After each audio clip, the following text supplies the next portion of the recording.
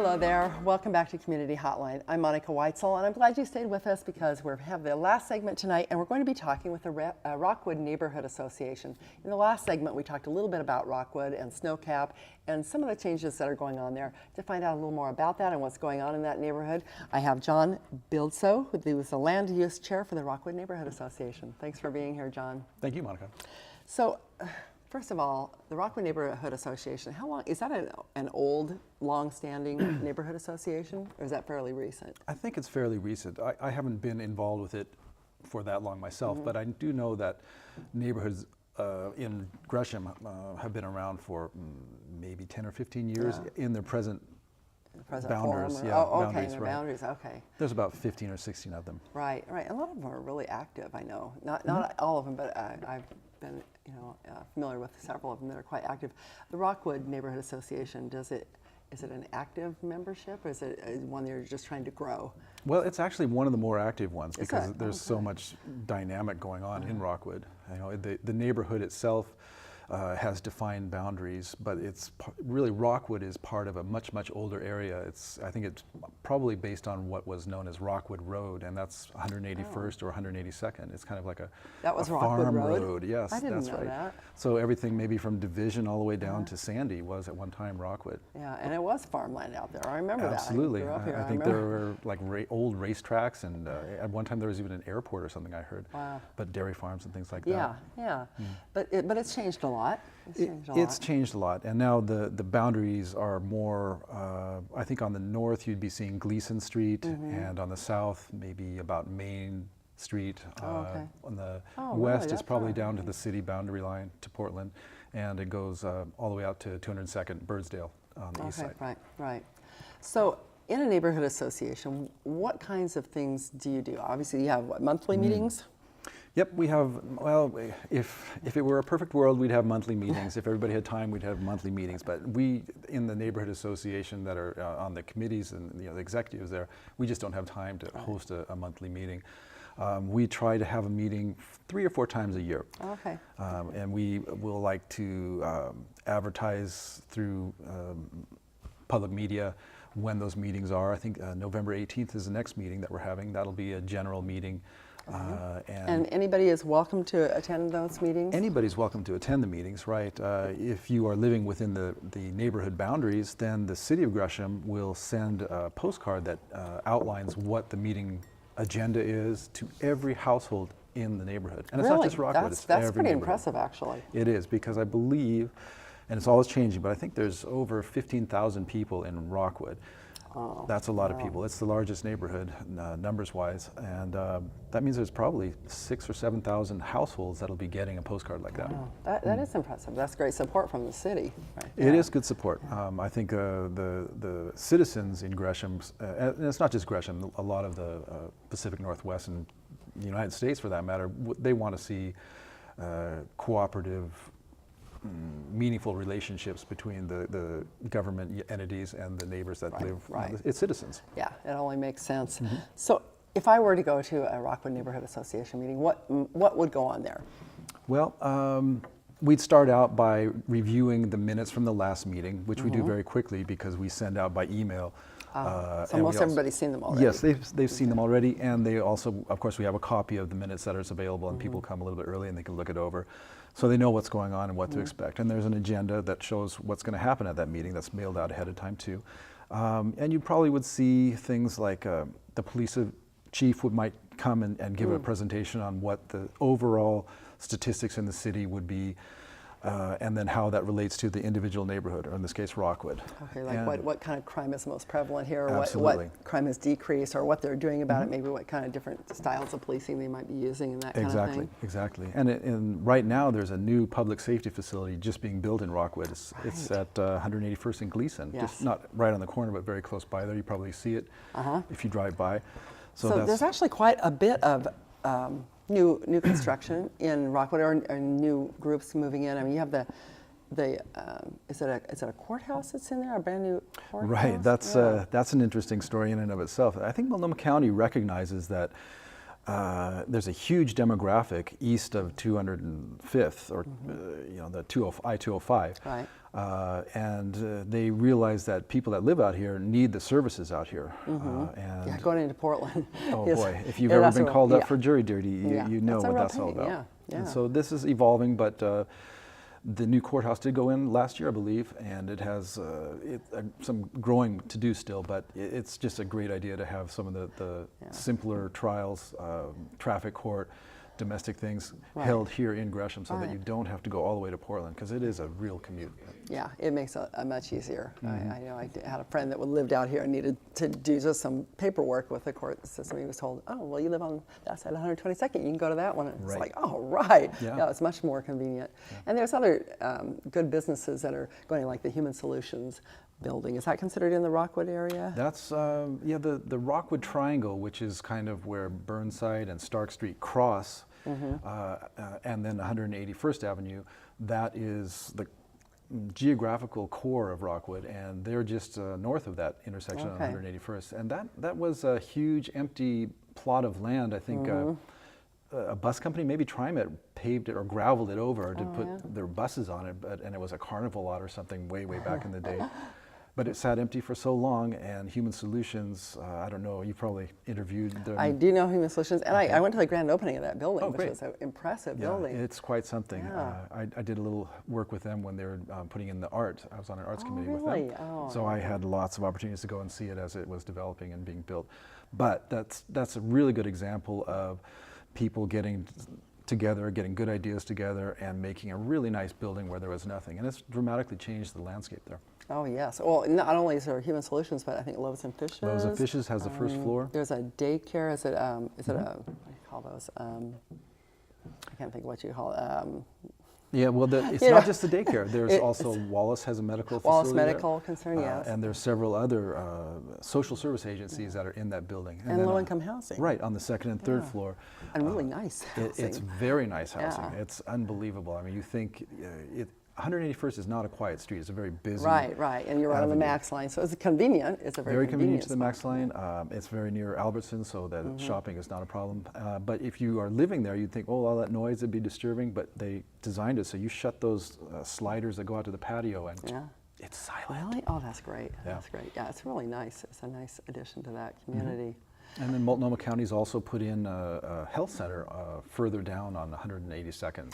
181st kind of takes a jog and becomes 182nd. Right, I haven't seen that, but I heard something about that. Yeah, that's closer to Division. I think it's actually in Centennial neighborhood. Oh, okay. Not really Rockwood, but it serves the whole area there, so it's very good. Your neighbors, Yep. anyway. We're pals. Right. Everything kind of floats from one to the other anyway.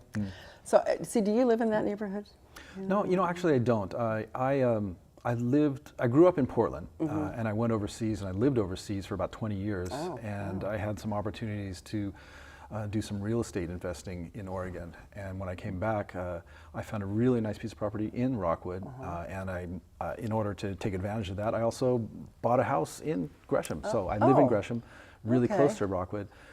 And I operate my business in Rockwood. I've got some multifamily housing there. Oh, okay. So then you get to deal with a lot of the issues that have been coming up, because people are moving out to Rockwood because, as certain parts of Portland have become gentrified, a lot of people have been moving out here, and it's caused a lot of problems. I recently read about that Barberry Village thing that was going on. That was in the paper about how, there were some really undesirable elements, I suppose you could say, in some of the housing complexes. But they're trying to make changes there, and with the increased immigrant population, they need places to live, and not everybody knows how to help them. So it's a big issue trying to deal with that. But you are the land use chair, so what exactly does that mean, John? Well, land use is one of the big things for neighborhood associations. If you think about it, anybody who has land in a neighborhood anywhere, maybe it's just a house and they live there forever and that's it. They know their neighbors, and that's great. Yeah. But if they buy someplace and they want to make something different, it affects their neighbors. And it affects the whole business in a previously residential area, or the type of business. Right, and it can even be the same exact thing that's going in on that piece of land, or it might be a vacant piece of land with nothing on it. It has houses next to it, and all of a sudden there's like a 5-story house, or a huge apartment building, or a methadone clinic going up there. Right. The land use operation in a neighborhood association Its function is to be sort of the clearinghouse between whoever lives there and the developer and the city. So a developer will go to the city and say, I want to build an apartment building here, or I need to build a store here, or a mini mart or something, or just put up a house. Right. If the use may have some incompatibility issues, or it triggers certain things, the neighborhood associations will have an opportunity to meet with the developer. And in order for the developer's plans to be approved by the city, they first have to present an application to the city that is given to the neighborhood association. Oh. And then the neighborhood association and the developer will set up a time and a date to let all of the people that live within 300 feet, or anybody who's interested in that kind of development, get together and hear what the development option is. Oh, it's almost like mediation, kind of, or, but I mean, it's not. You're not working it out, but you're supplying a place where people can come together and work it out. I'd say when things get busy development-wise and the economy picks up, if it's a strong economy, there's a lot of development, and the vast majority of these developments are very, very positive. That's great. Yeah. The problem is when people have not enough money to make the kind of development that should go in, or their idea is a little bit odd, they can try to make it look very nice, and you may think it's great. The city may think, okay, it's meeting all the code requirements, but once it's in there, there could be some big problems. And there have been some cases like that in the past. We had one case where a car wash went in, and it's operated by a company that's been doing the car wash business for years and years and years. That doesn't sound so bad. No, it doesn't. But the area where they put the car wash was commercially zoned. However, when they submitted the plan, this was many years ago when they did this, and I think things were still being sorted out. Right. They put in the car wash in such a way that it faced a residential area right next door. So the traffic, was that the problem? Or? Well, if you can think of what a modern car wash is, you drive your car in, and then it sort of sits on a conveyor belt and gets pushed through, and things get washed and then blown dry and shoots you out the other end. The problem here was it was spitting cars out the other end and blowing them off, and all of that noise from the car wash and the blowers, it was like being at the back end of a 747. I was going to say, like being right next to an airport. Right. Yeah, that would be really So be awful. I think that was set up at a time before neighborhood associations and the early neighborhood notification meeting, which is the process that this is called, were properly set up. In today's world, the developer with that kind of a proposal would come up, present this to the city would say, oh, it sounds good to us, it meets all the code requirements, why don't you meet with the neighbors? Right. The neighborhood association will help you facilitate that. And the developer will contact us, we will arrange a time and a place, usually in a public place, some kind of a restaurant or a community venue, meet there and invite everybody that's living close by. Okay. And people that live close by, sometimes they have no idea what's going on. They just don't have a clue, or they don't want to get involved, or they just think, oh, this is nothing, it won't affect me. It won't affect me. Until it's too late. Yeah, right. But this gives them the opportunity to come, and it's a friendly, non-confrontative sort of environment. Yeah. Nobody's going to blow up and start screaming or anything like that. That's a good thing. It is a good thing, and I think the people in the city, the people in the neighborhood association, are there to help keep things kind of calmed down. In some cases, the neighbors won't even attend these things because they just think this doesn't really affect me. I don't know what it is. I don't even know where it is. Then the neighborhood association takes the responsibility to take things like, and I'll give you an example if you want to see. Sure, we get a document like this sent to the neighborhood association. In some cases, it's just one page, and it just says a small description of what is going to happen on this property. Sometimes they include a drawing. And it can be. Oh yeah. I don't know if yeah, you're. just hold it still there for a minute. I'll take a look at that. So that's a little hard to see. I mean, but this one is very, very hard to see. I think this is an architectural rendering that was done very quickly. So if you wanted to know what was being built on the property next to you, you may not see any of this at all. You may get a letter in the mail saying that. Hi, I'm Bob Smith, and I'm going to be developing an apartment building 2 doors down from your house on 123 XYZ Street. And they would include a picture of what they had in mind and a little map of where it is. you might not see any of this, but you could go to the city and look it up, and you see something like this. You still wouldn't understand it. Or you might see something like this. This is another thing that the neighborhood association can get. A developer for another kind of apartment would send us a book with all the like information, with some really nice drawings, and it answers all of the questions much more than you want very to know. detailed, very detailed. Yeah, and it goes on and on. Everything you never wanted to know. Yeah, I'm not going to sit here and explain all this, but these are several sets of architectural Blueprints. drawings. Wow. That the land use chair, that's me, would be getting for going Pour over. through all that. Yes, and I'd say this is a moderate sized really? plan Okay. for maybe a small apartment building or a store. If we get a bigger thing going on, like the TriMet Ruby Junction Service Center, that's serving all of the new MAX trains, that's an enormous thing. I actually had to buy a new file cabinet for Oh, that. wow.